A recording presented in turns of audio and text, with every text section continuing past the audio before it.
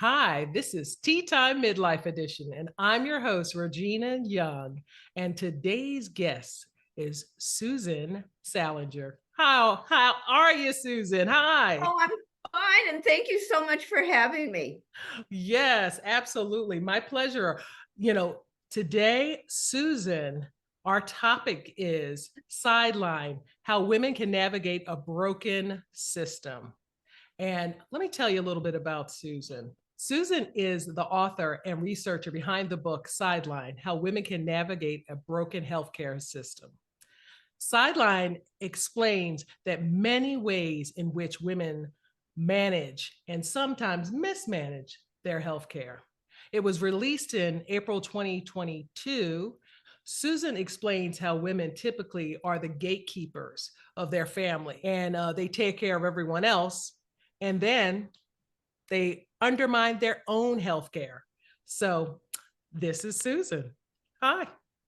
Well, hi, and thank you. Yeah, it's so interesting. Did you know, which I didn't until I did my research, that women do 80% of all the caretaking in the world? I mean, it's universal. It transcends cultures. I mean, that's fascinating to me. Absolutely did not know that. No, I didn't either. That makes two of us. But wait just a minute before we get started. What kind of tea are you drinking? Well, right now I'm drinking coffee, but my favorite Okay. tea, I love chamomile and I love green tea. And I Uh, like lemon ginger. Well, I like tea, you know? you're a tea person. Okay, I'm a got it. tea person, except in the morning for breakfast. So, You need your coffee, huh? right, absolutely. And it's only 9 a.m. where I am. So that's breakfast time to me. Oh, got it. That's right. Okay, got it. Where today I'm drinking surreal tea, which is Oh, more of an island tea. And it's known for, helping with reducing inflammation for the digestive tract, as oh, well as the respiratory tract. Also, it's a diuretic, but really it helps for detoxing the body. But check with I, your doctor and your herbalist to make sure it fits in your health regimen. So, yeah, I never heard of it. I actually yeah. will check it out. It's wonderful. It's a very mild flavor, and Good. and it That's really what I does like. work. Oh, hey, So thanks. yeah, so I love the topic sideline, how women can navigate a broken system. Now, when I saw that, I was like, ah, that's a real thing. Yeah, Yeah, it like, and is a it's not real just thing. midlife; it's a real thing from puberty to, but midlife and beyond, even more so because this is that Correct. phase. You know, tell us what made you get interested in this area. How that come about? Like, Oh my yeah. goodness. Well, it was kind of a journey because many years ago, when I was much younger, I had some exploratory surgery that I knew I didn't need. I mean, I knew I had changed medication. I started having some symptoms. It seemed to me it was the new medication. I mean, obviously, Uh, doctor disagreed and insisted I have exploratory surgery. So I not only did I agree, but I insisted it be done sooner rather than later because I got scared. Anyway, they did the surgery. I was fine. That's just the backstory. Life goes on. I forgot all about it. And then many, many years later, my husband and I were in business together. And we finally, as we got older, we sold our business and mm. I retired for maybe 2 seconds. That did not work for me at all. So I went back to school and I Mhm. took some classes. I took some anthropology classes. And for one of the classes, I had to do a project on women with hysterectomies. And much to my surprise, many of them had agreed to the surgery, even though they didn't think they needed it. And that was a Wow. big deal because there was irrevocable. I mean, me, I just made a mistake, but they were, it was a whole different situation. But in any event, that of course triggered my memories. And I began to wonder how, as women, do we make our medical decisions? Mm. That's a big thing to just agree with the doctor when you're not sure that the doctor's correct. So Right. then I interviewed, I don't know, 50 or 60 more women, all of whom had different diseases. And I was interested in how they made their decisions and some of the other behaviors that really went along with that. And Wow. I just extrapolated of some behaviors they had in common, regardless of the particular disease. Mm. So that's kind of the journey of the book.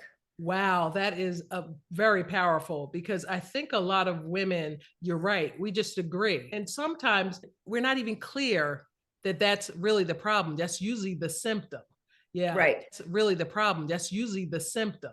Yeah. Right. Then they start go about solving the symptom versus the problem. Exactly. Yeah. Exactly. Exactly. Wow. So how did you find these women? Because that's, I'm sure. I found them over the internet. I went to different Really? support groups, like a lupus support group, hysterectomy support groups. Oh, And I said, wow. hey, I'm a writer and I need to talk to you, or anybody interested in talking with me about their experience and what it felt like and how you felt about it. And I got a lot of replies. I mean, it was lovely. And I went to the women's homes. We talked over the phone and, then I went to their homes and had a cup of tea.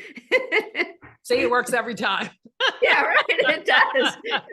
And it was lovely. I mean, I really met some lovely, lovely women, and they were so generous and I can so get that. interested in helping other women. It was fabulous, just fabulous. Yeah, I definitely could get that because that's one of the things because I'm part of a group too as well for 25 years of sharing Oh, women of color, uh, whatever that is,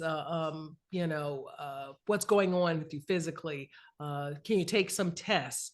And right, it's just to give a different lens than the lens that we're all working from because we're the same, but we're different, you know. right, And right. so, yeah, so this is really great because you were able to get I assume, broad view from different Yes. women of different ethnicities and everything. Yes. Although unfortunately, and I don't know why, this was just random, most of them were Caucasian. Hmm. There were a few women of color, there were a few Latinas. Okay, Um, got it. But I Uh, gotta say, women get the short end of the stick in the healthcare industry, but you guys, women of color, get an even shorter end of the stick. I've been well, doing my next book, I'm gonna be much more, I'm really gonna insist on diversity. absolutely. And it really is a part of the big picture, but women themselves, doesn't matter what the ethnicity, um, Right. they undermine the situation. What was the input you got around that? Well, quite a bit, actually. One of the things, there were a couple of things that really surprised me. One was that women put themselves last. I don't know why. I don't. So I Mm, didn't realize that. yeah. So, and that means that we can ignore our own health. And even if we think something's wrong, we put off going to the doctor. We're busy. We take care of our kids or our parents. We have jobs. There's no time. We got lunch to make and school plays to attend or whatever the hell it is. And so if we wait long enough, we can let a minor situation turn into a major one. And that's Absolutely. really not good. My advice is from my own personal experience, as well as my research, that it's really important to make sure you get all your checkups, take all your tests, like you just mentioned. Hmm. When you don't Hmm. feel good, it's really hard to take care of other people. You're irritable, you're tired, you have no energy, you have no appetite. I mean, it's just, it's hard. You get aggravated. You want How, to sleep. how would you recommend a person talk to a doctor? Because I just wonder if is there something where is there a disconnect? Where's the disconnect where the doctor seems to interpret something else versus what's happening for me, Yeah. or get Well, curious about what's happening for I me? have a couple of suggestions. The first is, as women, and I am so guilty of this, I can't tell you, but we Mhm. tend to tell the doctor how we feel about it. We tell the doctor all of our feelings as well as our physical symptoms. Mm, And men are much more succinct, much more objective. But the way, and this has happened to me, the way we describe our feelings can lead the doctor to a more psychological diagnosis. Women are told much more than men that we suffer from anxiety and depression. And the tricky part is we do suffer more than men mhm, from mhm, anxiety and mhm. depression, but not always. Yes, So yes. that's, I think, number one, it's the way we present ourselves. And I'm not I think we need to tell the doctor how we feel, but I think we Mhm. have to be careful that our physical symptoms don't get lost in the morass of our feelings. Fair to say. And Mm, I do have some specific suggestions for how to talk to the doctor. And I think this is important. So I hope we have the time just for a minute. But absolutely, please. I think it's very important to go in with a written list of your symptoms. And the reason I say written, and I want to put that in italics, is that if you're Gotcha. like me, you get anxious when you go to the doctor. And I know that I have to tell him or her A, B, C, and D, but then I forget when I'm there and I'm talking and I forget. I'll get to the A and the B, but I'll forget the C and the D. So if you go in with a list, it helps focus the whole interview. And I think also it's very important, if you can, to get the clinical name of your diagnosis. And the reason saying that is so you can get, if you have access to a computer, go home and look it up. Does this feel right to you? What are the symptoms of the disease that you've been diagnosed with? Do you have those? Does this feel right in your gut? What's the treatment? What tests are necessary? It'll give you a feeling of, you have to educate yourself so that it'll give you a feeling of control. And so, and you have to also go with your gut. You want to make sure that you don't want to be treated for a disease you don't have. Let's put it that way. Fair to say. Yes. And then I think it's also important, really important, to repeat back what you hear the doctor say. So many women don't do that. I think like 50% of women will leave the doctor's office not understanding what they've been said. And that's dangerous. If you repeat back, it gives you a chance to be sure that you heard correctly. And it gives the doctor a chance to confirm or correct what you've heard. Plus, it gives the doctor a chance to be sure that they said what they meant to say. I mean, we all misspeak. True. So I think those are really good ideas. Yeah, and I think that they will help you control the dialogue. I really think that is really great ideas and suggestions to take on. Do you feel that, that you should bring a partner or somebody with you for just that reason? Yes. 4 ears are better than 2, definitely. Fair to say. No question about it. And I am guilty of that because I don't hear. I truly get anxious. And here I've done this research, written this book, and I go into the doctor's office and you'd think I couldn't even spell doctor. I mean, my brain cells go out the window. I don't know what happens. So I get that women, when they go to the doctor, they get anxious because I know I do. I'm like, and I'm sure men do too. I mean, I don't know because I didn't, but I'm sure they do. We all do. I think we all do. Yeah. Sure. Do you feel like a woman, when they go to the doctor, they should be their own advocate, or they should bring someone to be an advocate? Both. Both. I think that, how do I say this? We've only got one body and it's our job to take care of it. And I think the more research you do, I'm big on research. I mean, I am a researcher, but at the back, but this is important. The back of my book is the most important part, in all honesty. I have a whole resource list. I've done the research for you. I tell you, if you want to research your doctor, and I think you should. Wow. It tells you how to do that. The hospital, some hospitals specialize in cardiology, others specialize in neurology. I mean, depending where you live, like I'm near San Francisco, so I have a lot of choices. But it's obviously better to go to a hospital that specializes in whatever your condition is. I mean, that's easy to figure out. But there's a lot of things you can research, and there's a lot of information back there that you'll find very helpful. Hospitals are rated. Some hospitals get an A in cardiology and others get a C-. So go to the one with the A if you can't. I mean, obvious, Yeah. It appears obvious, but that's not actually a common thing. Some people just say, oh, it's in my area, I'll just go to this hospital or this doctor. I would personally not do that. And some people don't have choices. If you live in a more rural area, it is what it is. But if you live in a big city, where there's more than one hospital, and like the one near me is not particularly good.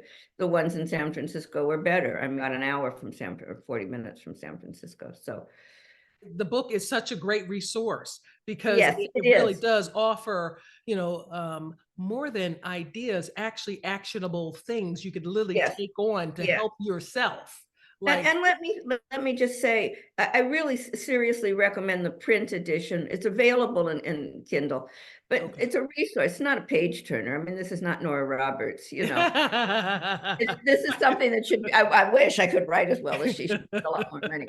But nevertheless, it's something that you want on your bookshelf so that when and if you have a problem, or if you're questioning whether or not you should have a particular test, it'll offer the tests. It gives you stuff to think about and to do.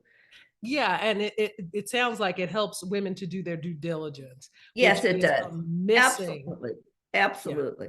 Yeah, I think that's a missing because we'll do it like to the 100th power for someone else. Right. You're right. You are so right. You are so right. And I just want to say for a minute what the book isn't. This is a book on what to do. It's a book on behavior. It's Mm, not a book on living with diabetes or living with lupus. That's not got what's it. there. Got that. And I wanted to be clear about that. Thank you for the clarity, because yeah, that is yeah, it's a resource book. Yes, It's yes. really what it is. So, And it's short, which is great. I mean, which is seriously. always helpful. Yeah, it is. There's no Sometimes, pictures. and, and You know? and now the question begs to ask is, how long did it take you to get the book organized?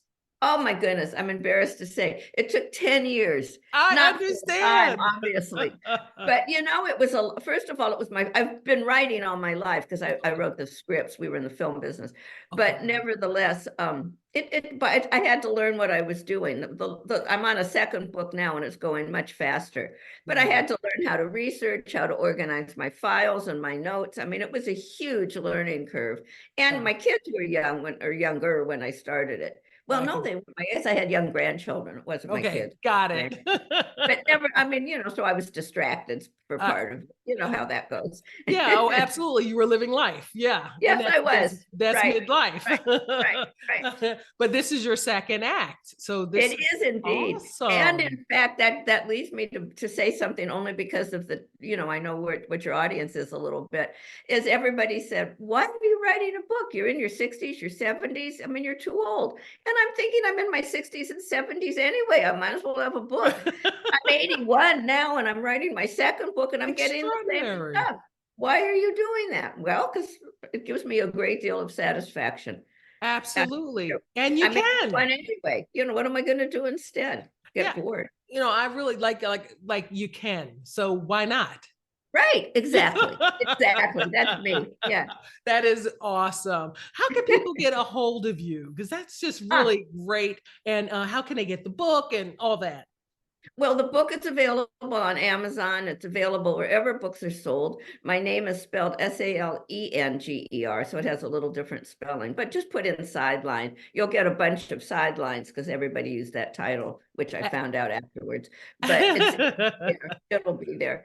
And I'm on Instagram. I'm on TikTok. I weight lift. Oh, And so I have Grandma Gaines, Gains. I'm on TikTok. But I have, you can DM me on Instagram or my email, whatever. well, the good thing is it's going to be in the show notes. So we'll be Oh, able great, to, they'll be able to find you and get a hold of you and have great, conversations and follow you on Instagram. But I terrific. want to thank you for sharing the time with us and sharing the book because, in midlife, if even if you didn't get it right on the front end, here's an opportunity to get it right on Right. your second act. And most of all, put you on the list. And from where I'm looking, midlife, you guys are babies. Okay, we're still growing. The Yes, glass is right, half empty. right. What are you gonna do? Oh, it's been such a pleasure talking to you and have a great day. And thanks for sharing. So much for having me. I really appreciate it. Not a worries. Cheers.